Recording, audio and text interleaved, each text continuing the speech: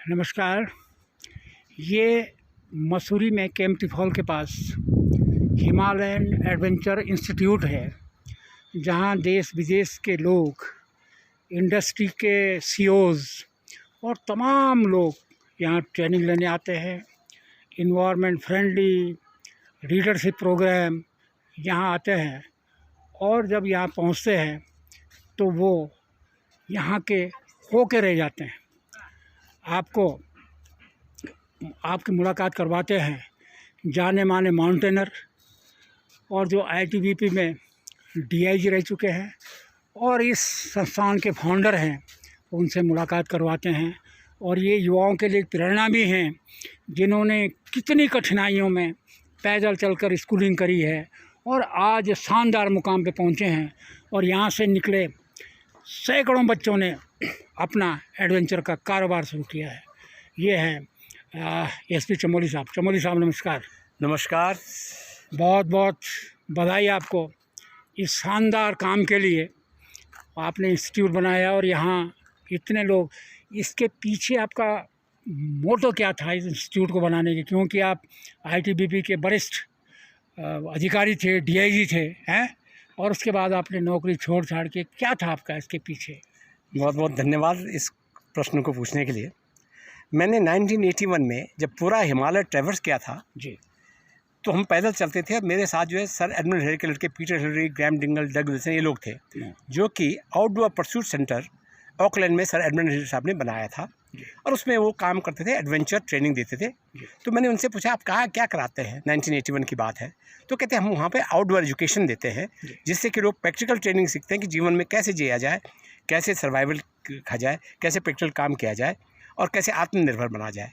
और उससे जो व्यक्तित्व का विकास होता है बच्चों का। तो हमारे यहाँ बच्चे जो है सब वो ट्रेनिंग लेने के लिए आते हैं, और लोग भी आते हैं।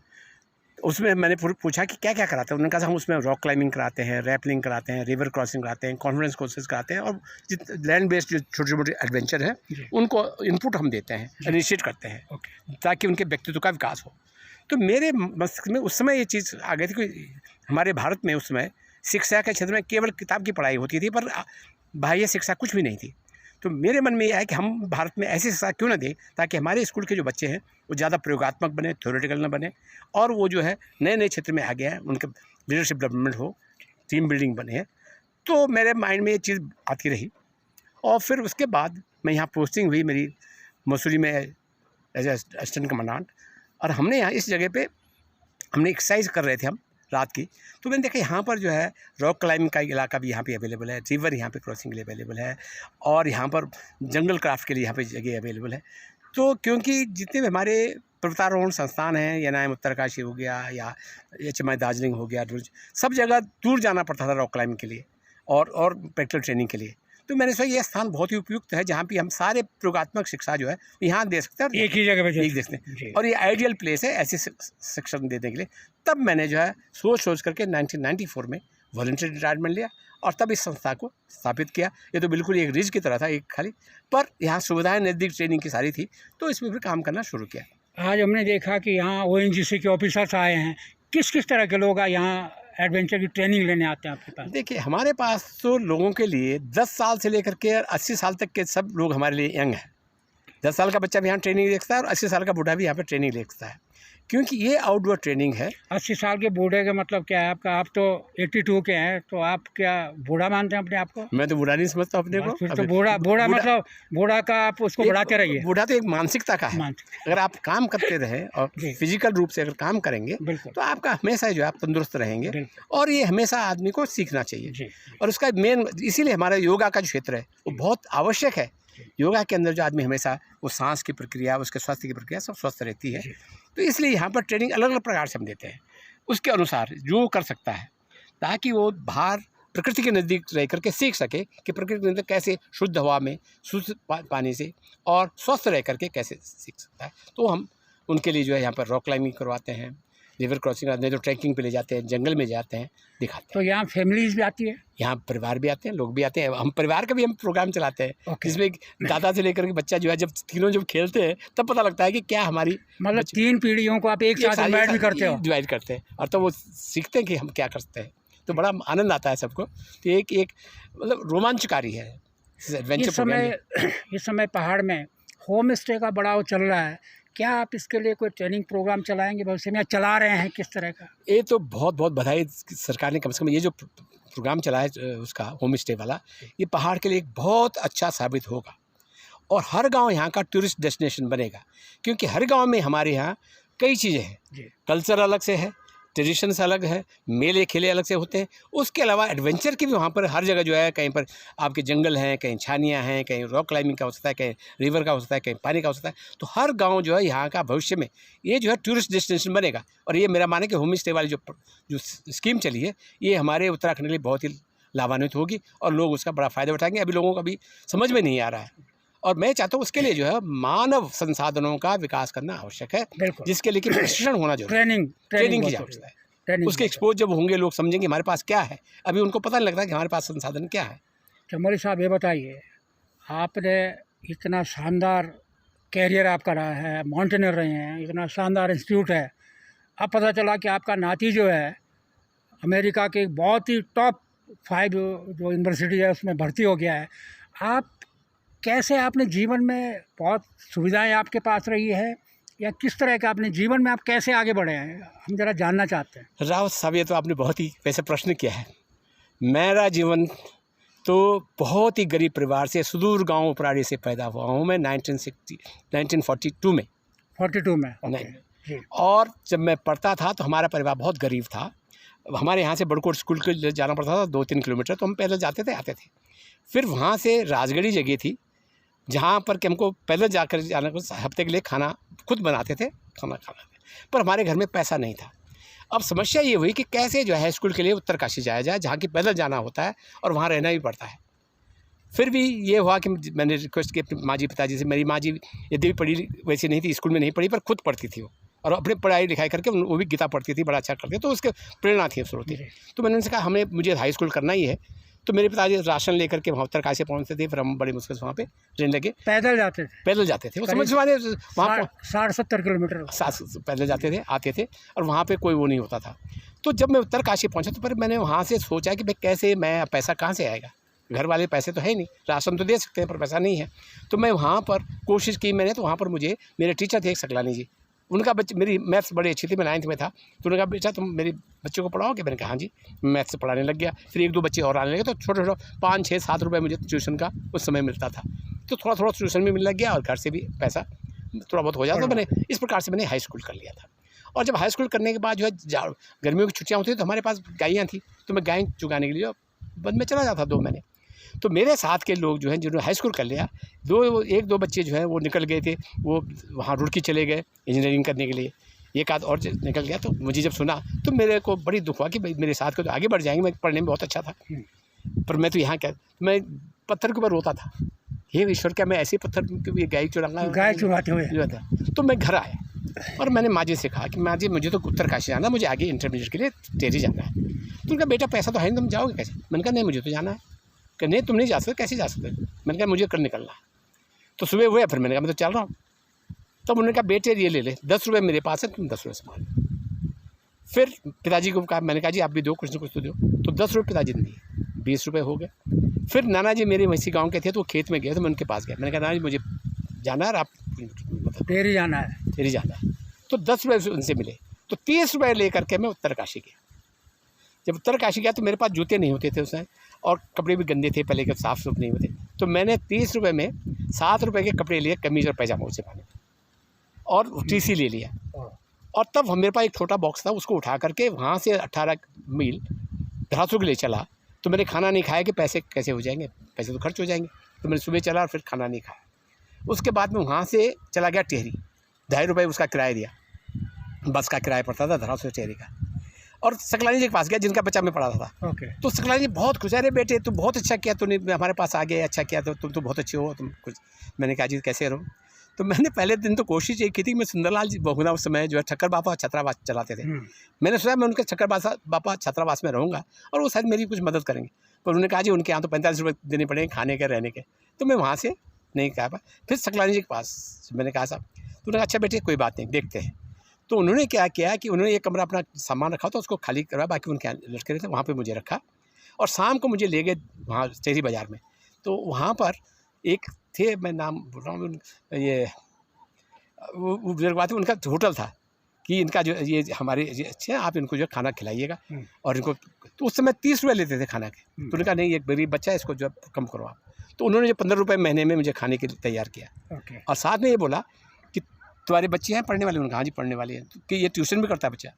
तो उनसे कहा कि ठीक है 2 बच्चे हैं तो 8-8 रुपये ट्यूशन के देंगे। तो मेरा जो खाना फ्री हो गया और ट्यूशन से काम शुरू हो गया।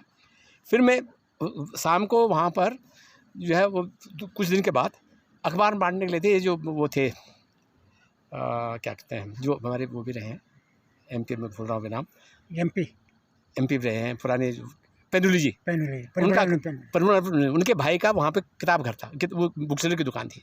तो मैं उनके बुक सेलर की दुकान पे गया और फिर मैं अखबार बांटने लग गया। तो शाम के समय 4 बजे के बाद मैं अखबार बांटता था, तो उनसे भी 8 रुपये पर मंथ मुझे मिलने लग गया। तो जब मैं अखबार बांट रहा था, तो एक दिन मैं एक घर में गया, वहाँ पर इंजीनियर थे, असिस्टेंट इंजीनियर। उनके घर वाले ने पूछा, मैं बच्चा ही था उस समय, अरे अखबार वाले कोई यहाँ स्कूल ट्यूशन पढ़ाने के लिए कोई आता है, बताता है, पढ़ाता है कोई? मैंने कहा जी मैं पढ़ा लूँगा। तो आश्चर्य में पड़ गई कि तुम पढ़ाओगे? मैंने कहा हाँ जी मैं 11th में पढ़ता हूँ। तो उन्होंने कहा बेटे बस तुम कल से आ जाओ और तुमको मैं 30 रुपये दूँगी पर मंथ। तो मेरे लिए एक बहुत बड़ा एक्साइटमेंट हो गया कि मुझे 8 रुपये से 30 में पहुँच गए। तो मैं बचपना था, मैं आया तो मैं अखबार के लिए बोल दिया उनके भाई को कि मैंने कहा जी मैं तो कल से अखबार नहीं बांटूंगा। उन्होंने कहा जी कल से क्यों नहीं बांटूंगा? सडनली बोला। मैंने कहा जी मेरा तो वहाँ ट्यूशन लग गया। अब उन्होंने मेरे एक चाटा भी मार दिया, तू कल से करेगा। अरे मैंने कहा क्या क्या, पर देखो उनकी महानता कि उनके बड़े भाई सुबह सुबह मेरे पास पहुँच गए माफ़ी मांगने के लिए। तो मतलब जीवन में देखो कैसे कैसे लोग होते हैं। बिल्कुल। और फिर जब वो अखबार से फिर पैसा आने लग गया, मतलब अखबार के बाद जो ट्यूशन आने लगे, तो मेरा काम हो गया, मैं इंटरमीडिएट कर लिया। इंटरमीडिएट करने के बाद फिर वही हाल आए, फिर गाय चुरानी और चुगानी छुट्टियों में। तो उसके बाद फिर सोचा मैं कैसे करना है, आगे देहरादून जाना पड़ेगा, वहाँ के लिए पैसे कहाँ से आएगा। तो फिर भी घर में आ गए। तो हमारे यहाँ उसमें नौगांव में एक वो IT का वो खुला था, टेलरिंग का स्कूल। हाँ। तो घर वालों ने कहा भाई अब ठीक है, अब तुम पढ़ गए हो, कोई बात नहीं, अब जो टेलरिंग का काम करो, पैसा वैसा कर ला लोगे, कपड़े सिलो। तो मैं टेलरिंग के उसमें भर्ती हो गया, वहाँ गया। तो वहाँ जब मैं गया तो वहाँ देखे कि वहाँ जो लड़के बेटा लोग थे, उनके लड़के वो टेलरिंग का काम जानते। तो पहले काम होता था काज बनाने। तो काज बनाना तो सबसे फर्स्ट आ जाए और हम पीछे रह जाएं।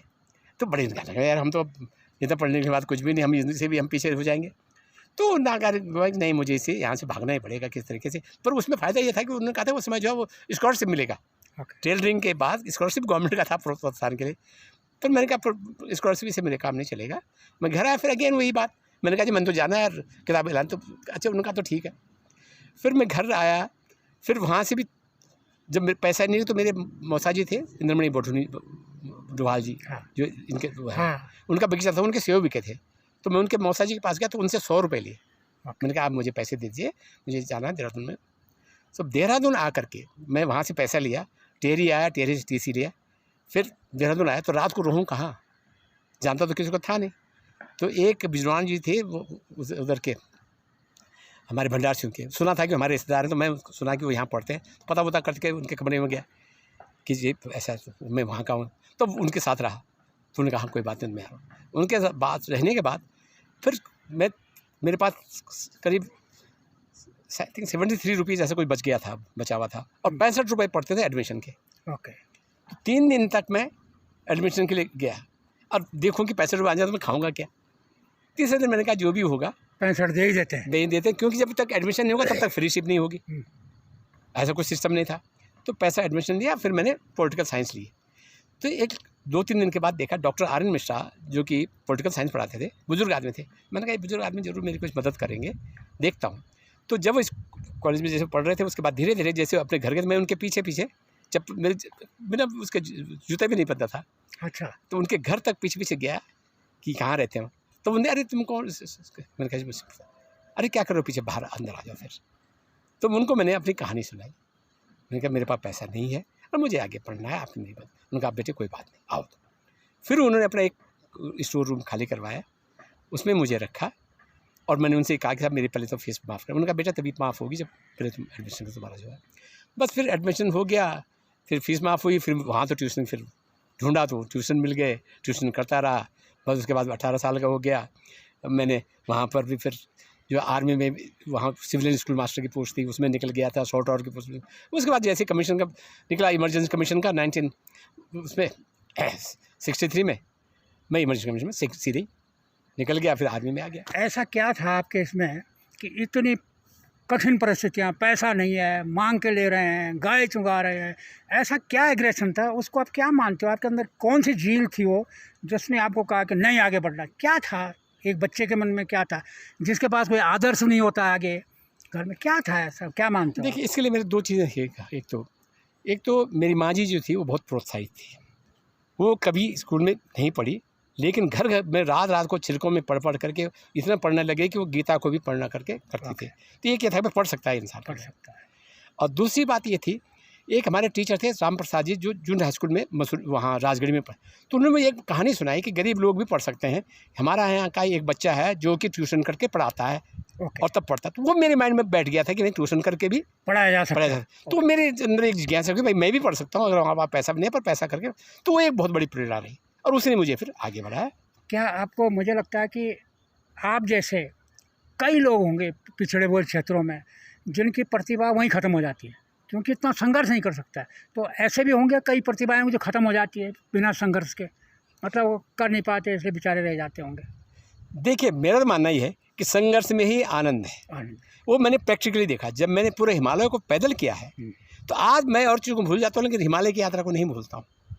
जब देखिए, जब भूखा रहता आदमी तो खाना कितना खोज कितना अनुसंधान, पानी जब प्यासा रहता है तब लगता है पानी का पता, कितना आनंद आता है। तो इसलिए जो संघर्ष में जो आनंद है, और इसलिए मैं इस जीवन में भी बहुत आनंद ले रहा हूँ। ईश्वर की बड़ी कृपा है। आप ये बताइए, आप इतने स्वस्थ हैं और 82 साल है? जी हाँ, 82 साल। 82 साल है। हमारे कोशियार जी भी एक 82 साल हैं, आजकल घूम रहे हैं। ये बताइए, इतनी शानदार पर्सनैलिटी, इतना शानदार आपका इंस्टीट्यूट, आपका बेटा भी बहुत शानदार और नाचे ने तो टॉप कर दिया, अमेरिका में है। क्या इसके लिए गरीब होना जरूरी है या जिस संघर्ष? नहीं। क्या क्या क्या गरीबी से अमीरी से इसका कोई मतलब नहीं है। ये तो एक मानसिक अवस्था है। मानसिक अवस्था कि सबसे पहले आदमी को मानसिक रूप से स्वस्थ होना चाहिए, साफ होना चाहिए। मैं तो देखो, वैसे तो मैं वेजिटेरियन हूँ, मैंने आर्मी में भी रहा हूँ, मैंने कभी नॉन वेज नहीं खाया। ठीक है। तो इसके लिए मानसिक, शारीरिक और आध्यात्मिक, ये तीनों प्रक्रियाएं अगर आदमी बैलेंस रखता है तो बहुत लंबा जीवन, बहुत शांतिमय जीवन, आनंदमय जीवन बिता सकता है।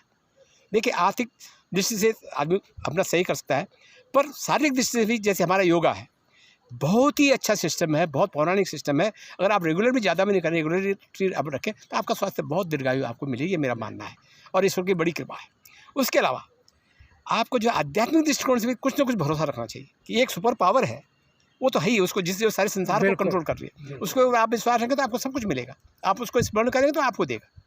तो इसलिए मेरा मानना है कि देने वाला तो ऊपर वाला है, प्रयास इंसान करता रहे। और जीवन जो है, मानव जीवन बार बार नहीं मिलता है, इसलिए अगर जीवन में रखना है तो हर क्षण जीवन का आनंदमय निभाना है, चाहे गरीबी हो, चाहे मेरे उसमें कोई आनंद आंतरिक है, बाहर से आंतरिक है, न वो पैसे से आता है न फिजिकल से आता है। तो मेरा तो ये मानना है जी। बहुत बहुत धन्यवाद। मुझे लगता है कि आपसे जो छोटी बात हुई है उससे कई युवाओं को प्रेरणा मिलेगी। धन्यवाद। और उम्मीद करते हैं आप सतम जीवित आपसे ऐसे मुलाकात करते रहेंगे। और आप क्या युवाओं को जो आना चाहते हैं इस जगह पे, योगा करना चाहते हैं, एडवेंचर करना चाहते हैं, इन्वायरमेंट फ्रेंडली टूरिज्म करना चाहते हैं, उनके लिए आप कुछ कहेंगे, आह्वान करेंगे कि आप आइए? सबसे पहले तो मैं चाहूँगा कि जितने भी हमारे खास करके उत्तराखंड के युवा, उनके लिए बहुत बड़ा स्कोप है हमारे क्षेत्र में, और उसके लिए जो उनको मालूम होना चाहिए किस प्रकार के काम को हमको कराना है। उसका प्रेक्षण के लिए जो है यहाँ आए, यहाँ से एडवेंचर के क्षेत्र में हो जाए, टूरिज्म के क्षेत्र में हो जाए, सांस्कृतिक टूरिज्म में आ जाए, तो हम उनको काफ़ी कुछ एक्सपोजर दे सकते हैं। क्योंकि ईश्वर के पास है मुझे दुनिया को देखने का भी मौका मिला। बिल्कुल, मैंने पूरे यूरोप को घुमा है, अमेरिका को घुमा है, जापान गया हूँ, न्यूजीलैंड गया हूँ। तो मतलब वहाँ के लोग कैसे रहते हैं, तो इन सब चीज़ों को अगर हम लोगों को समझाएंगे तो लोगों को बहुत उससे फ़ायदा मिलेगा। मतलब अगर आपके पास थोड़े खेत हों, आपका घर है, तो आपको 5-7 हज़ार की नौकरी के लिए धक्के खाने नहीं पड़ेंगे। गलत है, बिल्कुल जाना ही नहीं चाहिए। अपने आप उत्पादन जो सीखेगा वही आदमी विकास करेगा। विकास सर्विस से नहीं होता है, विकास उत्पादन से होता है, प्रोडक्टिविटी, वो चाहे किसी भी रूप में हो। किसी भी रूप में, ठीक है। तो उसके लिए तो और किसी ने कहा है कि हम जो उत्तराखंड के लोग या पहाड़ के लोग हैं, हम ऐसे भिखारी हैं जो सोने की गठरी के ऊपर बैठ के भीख मांग रहे हैं। बहुत गलत बात है, बहुत गंदी बात है, बिल्कुल सही बात है, एग्री होती है। हमारे पास सब कुछ है, सब कुछ है। बिल्कुल है, उनको उसका पता ही नहीं है कि हमारे पास है धन क्या। इतने चलिए। शुद्ध आब हवा, इतने सुंदर जंगल, इतने सुंदर प्रकृति, यहाँ पैदा क्या, यहाँ जो है एक खेत के अंदर आप लाखों करोड़ों के उत्पादन कर सकते हैं। बिल्कुल बिल्कुल। यहाँ पर जड़ी बूटियाँ ऐसी महंगी बिक सकती हैं, आप चाइना से मंगा रहे हैं, बाहर से इम्पोर्ट कर, वो एक छोटा सा खेत हो उसमें जो आप लाखों की जड़ी बूटी कमा सकते, पर आपको आइडिया ही नहीं हो। तो ये काम करो, पर उसको सही ढंग से करो, उसको लेटेस्ट टेक्नोलॉजी का इस्तेमाल करो। विकास की गति जो बहुत तेज है, ट्रेनिंग एंड टेक्नोलॉजी। आप आइए। बहुत बहुत धन्यवाद चमोली साहब। Thank you so much. उम्मीद करते हैं कि आपकी बात से जब हमें भी इतनी ऊर्जा मिली तो सुनने वाले भी ऊर्जा लेंगे बहुत और ऐसे शानदार इंस्टीट्यूट में आएंगे और यहाँ से नई ऊर्जा लेंगे, जीवन के प्रति नई आशाओं के साथ आगे बढ़ेंगे। धन्यवाद। बहुत बहुत धन्यवाद।